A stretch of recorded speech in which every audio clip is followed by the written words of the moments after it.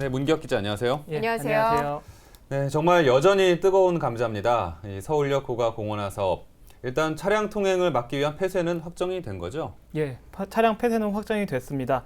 일단 서울시는 서울역 고가 공원화 사업을 추진을 하고 있는데요. 이 사업이 추진이 되려면 정부 부처 심의를 차례대로 통과를 해야 합니다. 그런데 서울시는 심의 결과 관계없이 그리고 고가 공원화 사업 추진과 관계없이 29일 자정을 기점으로 고가를 전면 폐쇄하기로 결정을 내렸습니다.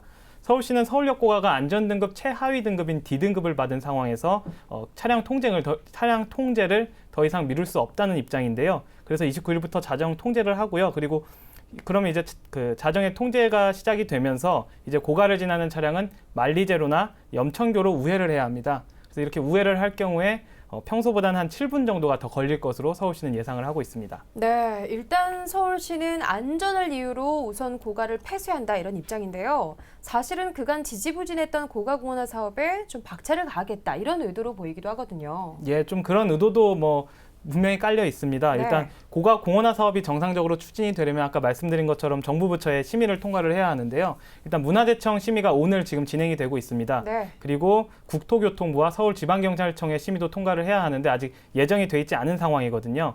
근데 그 좀 긍정적으로 볼 수 있는 게 서울시는 일단 이 심의가 모두 이번 주 안으로 마무리될 걸로 좀 긍정적으로 예상을 하고 있고요. 그리고 더욱이 국토교통부의 의뢰를 받은 국토연구원이 그 연구를 했는데 서울역 고가를 차로에서 보행로로 노선을 변경을 하더라도 문제가 없다는 결론을 내리면서 가장 부침이 심했던 국토부와 경찰의 심의도 크게 문제없이 통과될 것으로 전망이 되고 있습니다. 네. 하지만 변수는 여전히 남아 있습니다. 아직까지도 반대 여론이 여전히 거세고요. 그리고 경찰이 앞서서 2차례나 심의 보류 판정을 내렸기 때문에 아직 열리지 않은 심의도 아직 확언할 수 없는 상황입니다. 이런 상황에서 어떤 서울역 고가공원화 사업의 좀 전초전이라고 할 수 있는 고가 폐쇄를 서울시가 전면적으로 결정을 하면서 서울시가 좀 더 강력하게 그 공원화 사업에 드라이브를 걸었다고 볼 수 있습니다. 네. 네, 이 서울역 고가 공원화 사업이 논란 속에 계속 추진이 되고 있습니다. 일단 최근의 흐름을 좀 보면 서울시의 긍정적인 방향으로 좀 진행이 되고 있는 상황인 것 같은데요.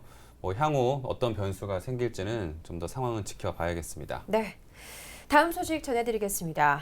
양천구의 한 의원에서 C형 감염 집단 감염자가 나와서 파장이 커지고 있다는 소식 저희가 얼마 전에 전해드렸었는데요. 이 감염자가 15명이 더 추가돼서 현재 60명으로 환자가 늘어났다고 합니다. 문제가 점점 더 커지고 있네요, 기자님. 예, C형 감염 집단 감염자가 지난 22일 기준으로 45명이었습니다. 근데 네. 오늘을 기준으로 15명이 더 늘어나서 60명으로 일단 오늘 기준으로 확인이 됐고요. 일단 보건당국에서는 해당 의원에서 이렇게 집단 감염자가 발생을 해서 2008년부터 의원이 운영이 됐는데요. 이 의원을 다녀간 모두 2,269명을 대상으로 감염 여부를 확인을 하고 있습니다. 네. 이 중에서 지금 23일 자정을 기준으로 450명의 의원을 다녀간 이용자가 검진을 받았는데요. 이 중에서 모두 60명이 감염자로 확인이 됐습니다. 아직 5분의 1도 채 아직 감염 검진을 확인을 하진 않은 네, 상태거든요. 그러네요. 그런데 벌써 60명이나 나왔는데 앞으로 감염자가 더 늘어날 것으로 전망이 되고 있습니다. 네. 아니, 그러면 이렇게 집단 감염자가 나오게 된 이유가 뭔가요? 밝혀졌나요? 일단 아직 정확히 밝혀진 건 아닌데 네. 방역당국에서는 일단 이 원인을 주사기 재사용으로 일단 강력하게 보고 있습니다. 네. 그러니까 주사기를 다시 사용했다는 얘긴데요. 원래 그래도 되는 건가요? 원래는 그러면 당연히 안 되죠. 네. 주사기나 주사 바늘은 모두 일회용이기 때문에 네네. 원래는 사용해서는 안 되는데요. 이 감염자 60명 모두가 이 의원에서 수액 주사를 맞았다고 합니다. 그리고 그 원장도 관련된 진술을 하기도 했고요. 그래서 이런 오염된 주사기를 재사용해서 영양제를 주입하는 과정에서 감염이 퍼졌을 가능성이 크다고 방역당국에서는 판단을 하고 있고요. 일단 아직까지 확정된 건 아니기 때문에 지난 19일자로 해당 의원을 폐쇄를 하고 아직까지 조사를 계속 이어가고 있는 중입니다. 네, 일회용 주사기를 재사용했다. 도대체 한 해 주사기를 몇 명까지 썼는지 잘 모르는 상황인데요. 일회용 뜻을 잘 모르는 게 아닐까요? 그러니까요. 네. 상당히 불쾌하고 또 걱정이 됩니다. 이번 사건으로 C형 감염에 대한 불안감이 또 같이 커지고 있는 상황인데요. 기자님, 이 C형 감염과 관련해서 주의할 사항도 어떤 게 있을까요? 네, 일단 C형 감염 같은 경우는 합병증 이전에만 발견을 해서 치료를 하면은 완치로 이어질 가능성이 큽니다. 근데 문제는 네. C형 감염이 이게 그 증상이 확실치 않다는 거죠. 이 60명도 모두 증상은 없었거든요. 네. 그래서 이게 증상이 없으면 그만큼 발견하기가 어렵잖아요. 근데 발견을 하지 못하고 만성이 돼서 중증으로 이어질 확률이 높은데 이게 70% 가까이 된다고 합니다. 그리고 또 이 C형 감염이 혈액과 체액을 통해서 주로 옮기는데요. 이런 C형 간염이 이런 비위생적인 의료 시술을 통해서 충분히 옮길 가능성이 큰 상황이고요. 그리고 뿐만 아니라 뭐 문신, 피어싱 아니면은 뭐 손톱깎이나 면도기 등을 통해서도 옮길 수 있다고 하니까 이런 부분은 조금 주의가 필요할 것 같습니다.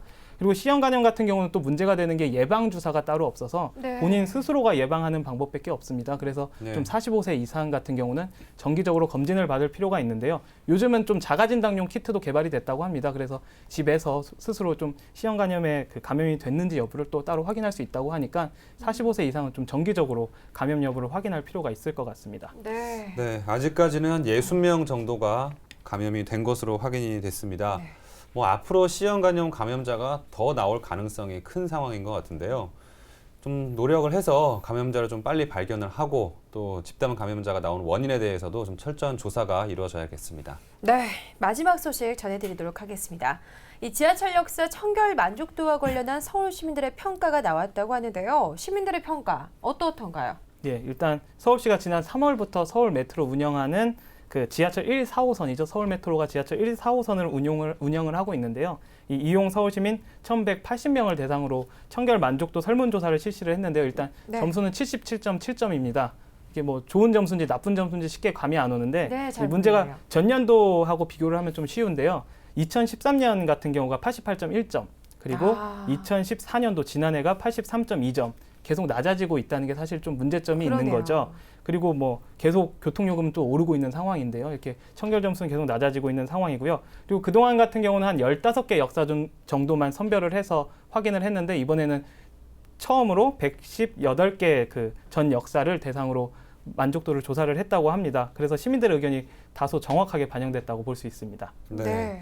그러면 점수가 계속 낮아지고 있는데 어느 항목에서 가장 안 좋은 점수를 받은 건가요? 예, 일단 제일 안 좋은 그 항목의 점수를 잘 안 받은 항목은 화장실 청결 만족도입니다. 네. 뭐 청소 상태 그리고 화장실 청결 그리고 여러 가지 5개 항목에 대해서 설문조사를 진행을 했는데요. 화장실 청결 만족도가 74.8점으로 가장 낮게 나타났고요. 반면에 청소미화원의 복장 상태는 82점으로 가장 높은 평가를 받았습니다. 네, 그 지하철 네. 역사 내에서 화장실이 가장 청결하지 못했다는 평가인데요. 참 지하철 역사별로 또 이번 설문조사가 이루어졌다고 했어요. 네. 지하철 역사별로 좀 알려주시죠. 예, 일단 지하철 1, 4호선 같은 경우는 15개 지하철 서비스 센터가 관리를 하고 있습니다. 그래서 네. 이 지하철 서비스 센터를 기준으로 조사를 했는데요. 이 지하철 서비스 센터의 구간별로 살펴보면은 제일 안 좋은 점수를 받은 곳이 합정역에서 을지로 있고요. 2호선이죠. 네. 이 구간이 71.9점으로 가장 불결한 평가를 받았습니다. 불명이네요. 가장, 불명의 지하철역이 됐는데요. 이 구간 같은 경우는 지난해에도 좀 하위권 조사가 됐었거든요. 좀 젊은 층이 많이 이용하는 구간인데 계속해서 좀 불결한 지하철역으로 좀 오명을 계속 쓰게 됐고요. 반면에 동대문 일대와 경복궁 일대는 86.2점, 각각 82.3점으로 가장 높은 점수를 받았습니다. 네. 네, 예전에는 이렇게 표본 조사를 하던 거에서 이번에는 전 역사를 기준으로 시민들의 평가가 있었다는 점에서 이번 평가 매우 유의미한 자료일 것 네, 같아요. 맞습니다. 낮은 점수를 받은 항목 또 어떻게 개선해야 되는지 좀 연구가 필요하겠습니다. 네. 지금까지 수도권 이슈 브리핑 문기혁 기자와 함께했습니다. 문기혁 기자 고맙습니다. 네, 고맙습니다.